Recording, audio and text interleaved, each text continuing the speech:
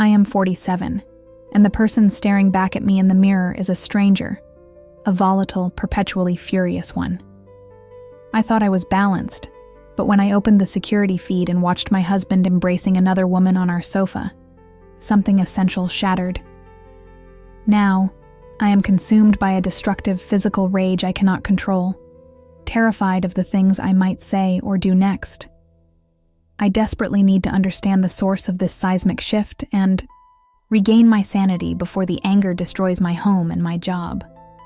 But the true terror isn't the betrayal itself. It is the realization that perhaps this monstrous anger is who I was meant to be all along, threatening to dismantle my entire life from the inside out. It started with the coffee maker. Not a crisis, just a small, sputtering breakdown in the middle of a Monday morning that was already feeling too long before it had properly begun. Filter wasn't seated right. I tried to force the lid closed. It jammed. I tried again, pushing harder, and the whole mechanism buckled slightly, spraying lukewarm drips onto the counter. The rage that followed was instant, disproportionate, and terrifying. I didn't shout. I didn't throw it across the room. I just stared at the cheap plastic machine, and the sheer density of the frustration built up in my chest. A silent, physical pressure. It wasn't about the coffee maker. It was about having to fix one more damn thing that shouldn't have been broken. It was about 47 years of minor maintenance, minor adjustments, and minor failures piling up into one major existential headache. I grabbed the carafe and set it down hard, not smashing it, but hard enough that the ceramic shrieked against the granite. That noise was the only release I allowed myself. The person staring back from the reflection in the dark glass of the microwave isn't the man I thought I was building. He is tighter, his jaw constantly locked, his eyes carrying a faint redness that isn't from lack of sleep, but from perpetual irritation. I used to be flexible. I used to be able to pivot and laugh off the small defeats. Now, every minor inconvenience feels like a direct personal sabotage. That's why I'm scared. The anger isn't coming from outside. It's generating internally, like a malfunctioning reactor core. I spend 10 hours a day trying to maintain the outward appearance of stability. The steady job, the polite emails, the firm handshake, the calculated patience in board meetings.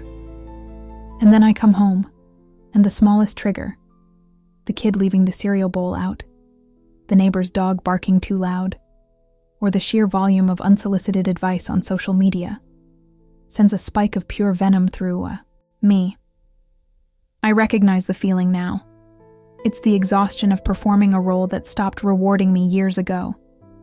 When you're young, you're taught to climb.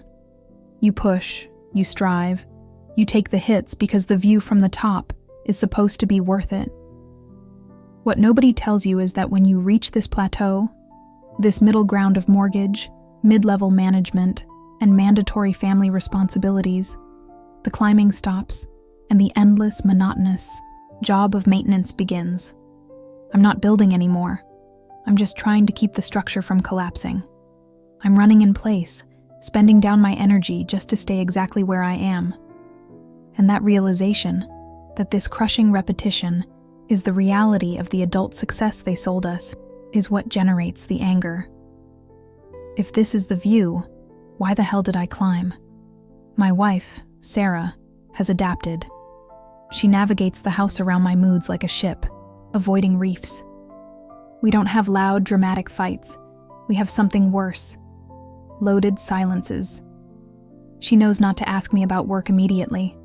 She knows not to suggest a new project around the house on a Tuesday night. She sees the tension coiled inside me, waiting for a release that never comes, because I'm afraid that if I speak the truth of my exhaustion, the noise that comes out won't be language, just a raw, desperate roar. So I shut down.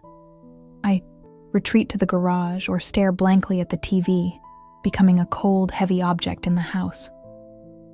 I am physically present, but emotionally absent. A vault, thick with unspoken resentments and fears. Fears about the college fund, fears about my own health, and the overriding fear that I have passed the point of no return. That the person I'm becoming, this short-fused, impatient, perpetually irritated man, is the permanent version, the final model. The anger is turning me into a stranger to myself, and the real terror is that sometimes, deep down, I feel like this anger is the only honest emotion I have left. Everything else is performance. Everything else is a carefully constructed lie designed to keep the machine running. I wiped the spilled coffee with a paper towel, throwing the paper into the trash with careful, deliberate force. I looked at the coffee maker one last time. It was fixed. Now, but I wasn't. I need to find the root of this before I alienate the two people I actually care about. This has to stop. But how do you dismantle something that has become your fundamental operating system? How do you unlearn 47 years of suppressed expectation and constant striving? I had to start somewhere, even if that meant admitting that the angry man in the mirror was currently winning. The office was the safest place. It demanded structure, and structure was the only thing I could still truly deliver. At 47, I knew the professional game cold. Smile, nod, execute, never show the tremor in your hands. They paid me a lot of money to manage complex systems and eliminate inefficiencies, but I couldn't manage the chaotic, sputtering engine between my own ears. The anger didn't look like a breakdown at the office. It looked like ruthless efficiency. It looked like cutting people off mid-sentence because their thought process was too slow, or demanding a zero-tolerance policy for errors that, in the grand scheme, were meaningless. The slippage, that small deviation from the perfect line, was what drove me mad. It reflected the chaos I felt internally, and I tried to stamp it out in others before it contaminated me. I realized the striving had worked, technically. The mortgage was a non-issue. The retirement accounts were heavy. The kids had excellent schools. I had successfully checked every box that society hands a motivated, anxious man in his 20s. But hitting 45 felt less like reaching the summit and more like finding the summit empty. The boxes, once checked, felt less like accomplishments and more like a carefully constructed cage. The rage is fear, I decided. Not the fear of failure anymore. I had already succeeded by conventional metrics, but the cold, paralyzing fear of obsolescence.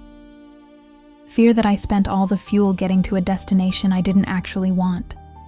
And now the tank is empty, the map is gone, and the clock is ticking faster than ever, measuring the distance between who I am now and the potential I wasted. This fear, disguised as impatience, manifests most painfully at home. My wife, Sarah, used to challenge me. She used to call me out on my bullshit, instantly, and I loved her for it. Now, she edits her sentences before speaking.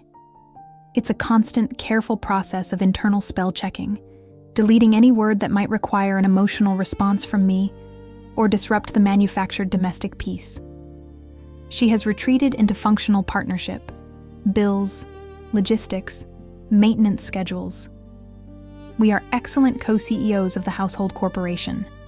The intimacy, the actual wuss, is locked in a filing, cabinet marked unnecessary risk. That filing cabinet haunts me. I know I put it there. I built a wall of controlled emotions so high that even the people who love me don't try to climb it anymore. They just hand supplies over the top. The kids are the quietest indictment. They used to be loud, messy, spontaneous. Now they are polite ghosts. My 16-year-old son asks permission to exist in the same room as me. He moves with a calculated deference I never taught him, but which he learned through observation. He watches my face for the slightest contraction of the jaw, the subtle narrowing of the eyes that signals the atmosphere has shifted. I have forced my children to minimize themselves just to keep the peace. That realization, that I am actively suppressing the joy and natural noise of the two people I claim to protect, is the core fuel for the self-hatred. It's a vicious, self-sustaining loop. I hate being this angry man, and the self-hatred makes me tenser, which makes me angrier. The most humiliating part is that the trigger is always trivial. It's the slightly dirty dish left in the sink, the sound of the microwave timer beeping 3 times instead of 1, the traffic light changing too slowly. These aren't problems that need solving, they are friction. And friction now feels like an existential threat. Why? Because if the small things aren't perfect, then maybe the big things, the career, the marriage, the life I built, aren't perfect either. And if they aren't, what the hell was the last quarter century for? The anger is the desperate defense mechanism, trying to force the universe back into alignment, one tiny, useless act of control at a time. I am 47, screaming silently at a slow-moving Honda in the lane beside me because I can't scream at the trajectory of my life. I drive home alone, the silence in the car vast and heavy, and I realize the difference between the man I am and the man I present is now too wide to bridge. I am running 2 lives simultaneously, and the angry shadow man is exhausting the real one. I need help. But the thought of articulating this exhaustion, this emptiness, this petty rage to another human being feels like admitting total defeat. It feels like tearing down the whole structure just to save the foundation. And if I tear it down, what if there's nothing left underneath? What if the anger is the only thing keeping the roof up? That paralyzing fear that the fix might kill me is why I keep driving, silent, toward the inevitable next explosion. I can't keep living like this, but I don't know how to start living differently. The inertia of 47 years of performance is too strong. The inertia isn't just about refusing to change. It's about the sheer weight of maintenance. Keeping the facade upright requires exponential energy. Energy that should be going into actual living. I wake up already tired, not from sleeping badly, but from the immediate, silent demand to put the suit back on. The performance begins the moment my eyes open, calculating the required mood for the morning meeting, the required patience for the first interaction with my family, the required calm for the traffic. The true cost of suppressed anger isn't the explosion itself. It's the corrosive effect on the ordinary hours. It leaches into the silence. It's the way I respond to a simple question about dinner, or the way I snap the car door shut a little too hard. It's not malice. It's just that the reservoir of emotional capacity is already full, and any small input, a misplaced key, a slow Wi-Fi connection, causes an immediate, disproportionate overflow.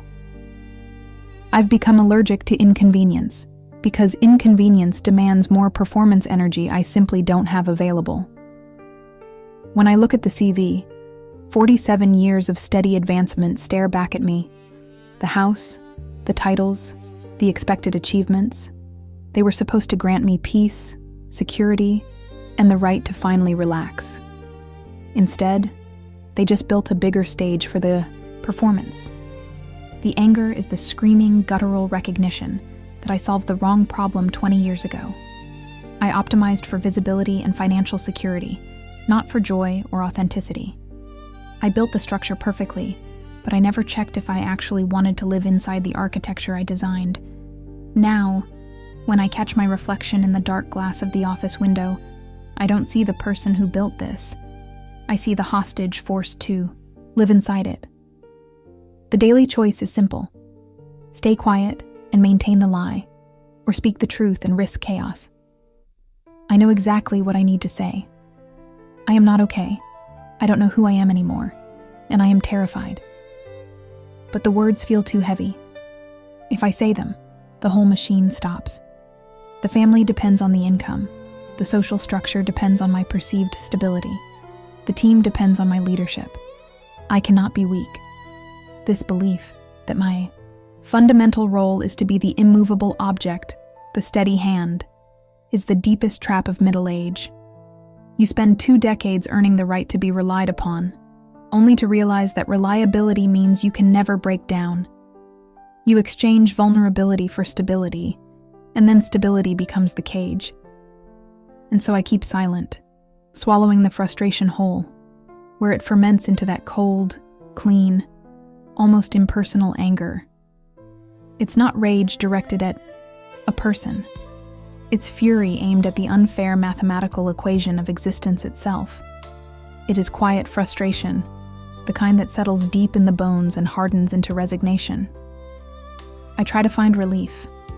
I chase the small, controllable victories, a demanding workout that burns the aggression out of the muscle, a glass of expensive bourbon that blurs the edges of the day, scrolling on a screen until the brain is numb. Anything to postpone the moment. When the house is quiet, and I have to confront the face looking back at me from the dark glass. I am not scared of failure anymore. I achieved the accepted definition of success. I am scared of irrelevance. I am scared that the person I am becoming, this perpetually annoyed, emotionally stunted engine, is already irrelevant to the people who matter most. They see the effort, they benefit from the output, but they don't feel the presence. The true tragedy of this exhaustion is the loss of connection. I am present in the room, but I am not available. My mind is always 3 steps ahead, calculating the next risk, the next requirement, the next opportunity to conserve energy. This constant calculation has cost me the ability to just be, to sit, listen, and genuinely connect without an agenda. That distance, that profound isolation in my own home, is the final layer of cement hardening.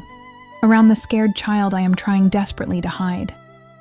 I fear that the anger, which feels like a protective shield right now, is actually the acid dissolving the last threads of who I used to be. And one day, soon, I will look across the breakfast table, and the stranger staring back will have fully won. It isn't a sudden, cinematic explosion. It is the steady, predictable erosion of grace. The stranger doesn't take over in a fight. He takes over when the door closes on the 3rd consecutive exhausting Tuesday, and the expectation of ease is met with the reality of demands. The most terrifying thing about the anger is how efficient it is. It doesn't waste energy yelling. It just shuts down systems. It cuts the connection between impulse and empathy. I realized the shift fully last week. My daughter, 22, home from college, was telling a story about a frustrating professor. She wasn't asking for advice, just connection. Just a witness to her mild suffering. The old me, the father I remember wanting to be, would have listened, maybe offered a memory of my own struggles. Kept his hands busy, but his focus pure. The stranger simply saw a problem to be solved. She was 2 sentences in, describing the professor's archaic grading system, and I cut her off. Not unkindly, but with a clinical efficiency that felt like violence. What is the actual outcome you want? If it's a better grade, you need to stop talking about the fairness and focus on the leverage points. Did you check the syllabus or just complain to the department? The light went out of her face. The storytelling posture collapsed. She didn't argue. She just looked at me, this man who was suddenly too busy, too pragmatic, too high up on his own mountain of meaningless priorities to hear a simple human narrative. She collected her coffee cup, gave a tight, polite smile, the smile you give an annoying client, and left the room. That wasn't parenting. That was transactional management. I had processed her emotional input, categorized it as inefficient communication, and deployed the appropriate corporate solution. I fixed the problem she didn't ask me to fix, and in doing so, I broke the fragile thread of intimacy she offered. And the worst part? As she walked away, I felt an actual flicker of relief. Good. Now I can get back to what matters. That relief, that cold, hard desire to eliminate any emotional variable that slows down my personal efficiency matrix, that is the signature of the stranger. The anger isn't born of external failure. It's born of internal exhaustion masquerading as self-protection. I spend so much time managing the facade, the successful career, the solvent marriage, the capable man who knows the next move, that there is zero energy left for the actual messy business of living. Life is chaos. Life is inefficient. Life requires you to sit still and accept that sometimes the only thing you can do for someone is listen without trying to optimize their pain. But optimization is my addiction now. If I can control the variables, if I can predict the outcome, then I don't have to feel the crushing weight of unpredictability in my own path. I am 47. I should feel grounded. Instead, I feel like a massive dam holding back an ocean of regret and fear. And every morning, a small new crack appears. The anger is the desperate, futile effort to plug those cracks with self-importance and impatience. I see it in my professional life too. The young guys, 30-something, full of new ideas, talking about disruption and agility. I don't see innovation. I see noise. I see threat. I hear them, and my immediate guttural response is defensiveness. Not because their ideas are bad, but because I am terrified they are right, and that their correctness means my relevance is already expiring. So I don't mentor them. I bulldoze them. I leverage my history and my title to shut down the conversation before I have to admit I didn't fully understand the technical mechanism they were proposing. That is the anger. The fear of obsolescence weaponized into arrogance. The man I am becoming is not simply stressed. He is brittle. He treats every interaction, every conversation, every unexpected change in plans as a personal attack on his dwindling resources. And every time I deploy that brittle impatience, every time I choose management over connection, I solidify the prison around the person I used to be. The irony is that I use anger to protect myself from pain, yet the anger itself is the greatest source of pain I inflict, both on others and on the silent, scared man still buried deep inside. I am building a monument to my own isolation, brick by furious, efficient brick. The exhaustion isn't just lack of sleep. It's a seismic fatigue that starts in the bone marrow and works its way outward, paralyzing the will. I wake up already tired, carrying the weight of the previous day's self-management. 47 years old, and the machine is running too hot, fueled by obligation and the constant low-frequency hum of resentment. I optimized my life years ago. I eliminated inefficient social contacts, streamlined routines, and enforced boundaries. All the standard self-help jargon we swallow to become successful. But success, I've discovered, is just a perfectly manicured lawn that you are too tired to sit on. The moment I streamlined my life, I also streamlined my joy. Spontaneity became a threat to the schedule. Curiosity became a waste of billable hours. I systematically killed every part of myself that required anything other than efficiency. Now, I look at the result. An existence that runs with the chilling precision of a high-end Swiss watch, utterly devoid of warmth. And if you try to introduce warmth, the system flags it as an anomaly, an error to be corrected with a short, sharp burst of impatience. My wife, Claire, is the primary witness to this slow, emotional suicide. She doesn't fight anymore. Fighting requires hope. And I think I extinguished hers somewhere between the promotion and the mortgage refinancing. Her defense mechanism now is quiet avoidance. She moves around the house with the careful steps of someone navigating a minefield, always slightly off-center from where I am. Always, ensuring her voice stays neutral. I hate that she's scared of me. Not physically scared, but scared of the mood I might bring into a room. The way I can dismantle a pleasant evening with one cold comment about the budget, or a sigh that communicates that her suggestion is deeply impractical. I see the flicker of grief in her eyes sometimes. A grief for the easy, laughing man she married. And the worst part is, I grieve him too. I am living with the Guy, widow of my former self. The silence in our house isn't restful. It's the heavy, weighted silence of an interrogation room after the questioning stops.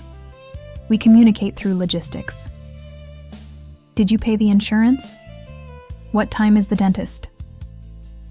There is zero risk involved, which means there is zero connection. We are two operations managers sharing an address. I know I have the power to break the silence, to crack the sterile shell. I could ask her a real question, something about her interior world, something that requires listening instead of processing. But that would mean opening myself up, and I can't risk the vulnerability. Vulnerability feels like giving the enemy the map to your weakest fortress wall. The anger, however destructive, serves as a shield, thick and impenetrable. I've started having these moments, small, furtive acts of rebellion, usually late at night. I drive. I put on music from 1998, stuff that smells like sweat and cheap beer and limitless possibility. I drive past the brightly lit windows of other people's lives, families laughing, couples watching TV, standard human interaction. I don't pull over. I just drive and listen to the distorted guitars that sound like freedom. For 20 minutes, I let the memory of being uncomplicated wash over me. It's a desperate measure, like trying to irrigate a desert with a single teaspoon of water. But in those 20 minutes, the tension in my shoulders drops, and I realize the depth of the betrayal. I didn't become this way because the world forced it. I chose efficiency over humanity. I chose the predictable path of control, believing that if I eliminated chaos, I would find peace. What I found was sterile order, and an inner fury directed entirely at the man who made that trade. I am furious at the 25-year-old, me who thought that success meant eliminating all flaws and all softness. And I am furious at the 47-year-old me who doesn't know how to dismantle the fortress without destroying everything inside it, including the scared man who just wants to laugh again, without calculating the cost. The fear isn't a failure anymore. I've reached the plateau of what society calls success. The fear is that this efficient, angry, emotionally constipated version of me is permanent, that the concrete has set, and there is no chisel sharp enough to break free. I look in the mirror, and I see the mask of capability, the tight lines around the eyes, the jaw clenched even when sleeping. This is the person I'm becoming. Effective, predictable, and deeply, fundamentally alone. And the deepest terror is realizing that this isolation is not a side effect of life. It is the direct product of my own behavior. I built the cage, and I'm holding the key. But I've forgotten which motion unlocks the door. Maybe I just forgot how to move my hand in a way that isn't grasping or pushing. If I built the cage, then the question isn't how to escape, but why I still sit here, pretending the bars are necessary structural supports. The key is in my hand, but the hand itself is paralyzed, rigid from years of holding on to things that were supposed to matter. My anger, I've realized, is merely a highly optimized tool. It's the fastest way to achieve emotional distance, the quickest route to ending a discussion, and the most reliable defense against vulnerability. It works. That effectiveness is the cancer. I confuse productivity with worth. I measure my day not by the moments of genuine connection, but by the number of problems neutralized. The 47-year-old version of me is a cold, efficient machine designed for damage control. And what happens when a machine runs too hot, when the internal friction exceeds the cooling capacity? It doesn't break down loudly. It seizes up quietly, vibrating with suppressed heat. That vibration is the anger. It shows up in small, miserable moments. Yesterday, the grocery store cashier asked me how my day was, a standard, meaningless transaction. My internal response was a searing, immediate annoyance, a rush of energy, demanding, "Don't waste my time. Don't ask a question you don't care about. Just scan the milk and move on." I managed a tight, polite, "Fine, thanks." But the internal friction of that moment cost me more energy than solving a complex budget deficit at work. I was angry because someone dared to introduce a fleeting human variable into my carefully managed, predictable loop. The silence afterwards is the worst part. I'll snap at my partner over a misplaced utility bill, a sudden, sharp word that cuts not because of its volume, but because of its surgical precision. I don't even need to raise my voice anymore. My displeasure is communicated in the flatness of my tone, the total lack of warmth, the immediate withdrawal of attention. And then, the silence. They retreat, and I stand in the resulting vacuum, feeling the horrible success of my isolation tactic. I won the argument, but the prize is always the same. Another inch of emotional desert between us. I look back at the man I was 10 years ago. He was capable of genuine, messy passion. He could argue until 3 a.m. about politics or philosophy, fueled by curiosity and a desire to see things differently. He laughed, a real, belly-up laugh that surprised him sometimes. Where is that man now? He wasn't killed. He was starved.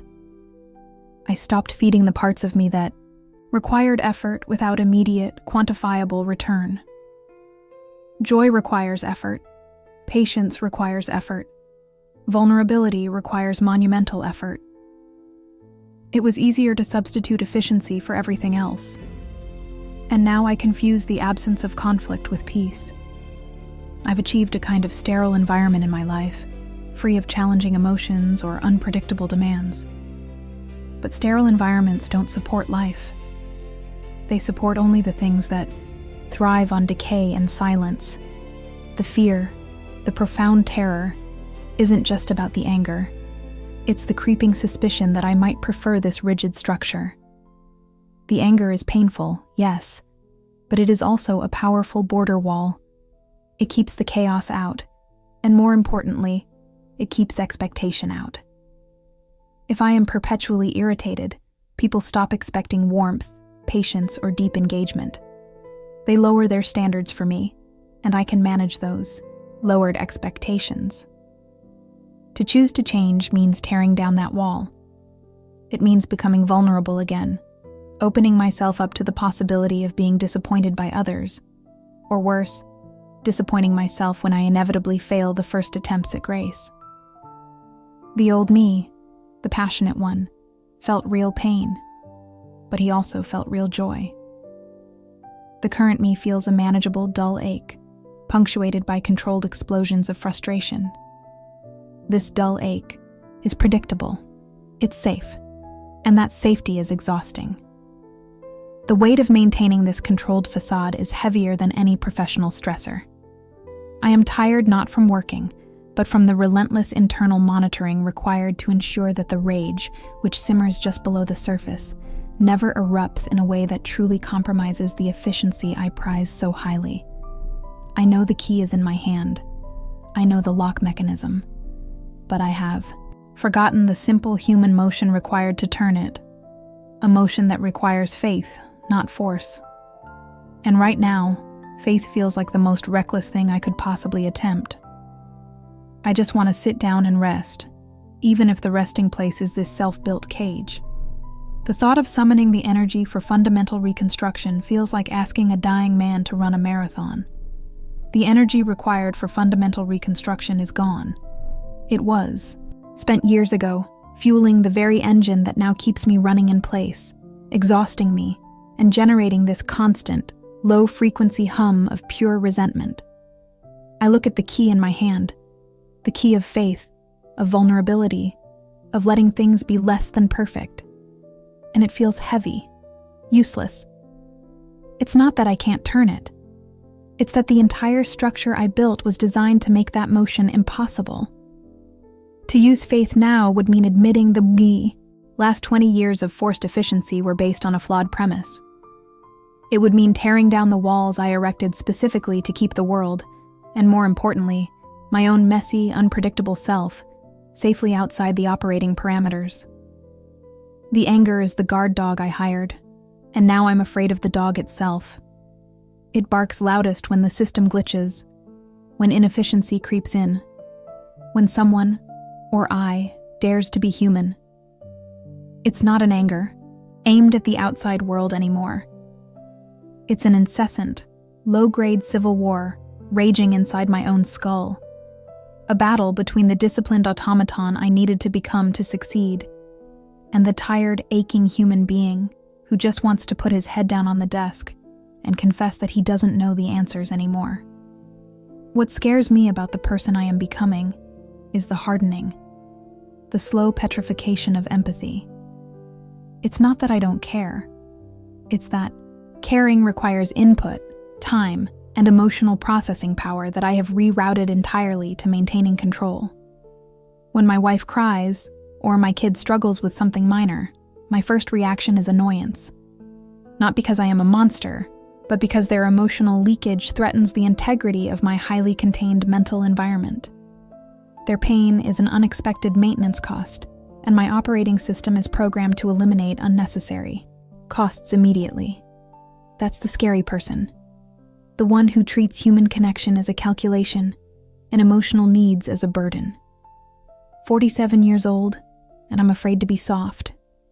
I'm afraid to say, I am tired and I failed here.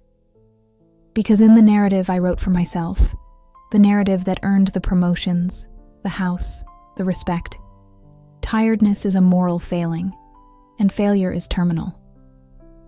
The irony, sharp and cold, is that my pursuit of control has led to the complete loss of control over my own emotional climate. The anger leaks out sideways, expressed in the curt emails, the snapped answers, the absolute refusal to tolerate ambiguity. It's the sound of a highly tuned engine running completely dry. I sit here, still in the cage, still holding the key. I can't run the marathon. I can't even stand up yet. But the conclusion I'm forced toward is this: the only way out of this exhaustion is through the very inefficiency I despise. The only way to stop being so angry is to stop fighting the necessity of rest, the necessity of being occasionally messy, wrong, and deeply vulnerable. The key doesn't need to be turned violently. Maybe the first act of faith isn't the grand gesture of reconstruction, but the tiny, embarrassing admission that the current method is killing me. Maybe the first step is simply lowering the volume on the internal guard dog, not trying to silence it entirely, but just whispering, I hear you. You can rest now. We are safe enough. The terrifying thing is not the potential change, it's the potential stillness. Stopping the constant striving means confronting the emptiness that I've been filling with productivity and rage. That confrontation is the marathon I truly fear. But I have reached a point where the cost of maintaining the status quo is higher than the perceived cost of collapse. The exhaustion is the final, undeniable proof that the system has failed. I don't need to be the hero who fixes everything today. I just need to be the human who acknowledges the damage and accepts that moving forward, even if it means crawling, requires slowing down, not speeding up. The scary person I am becoming is the person who is finally ready to break.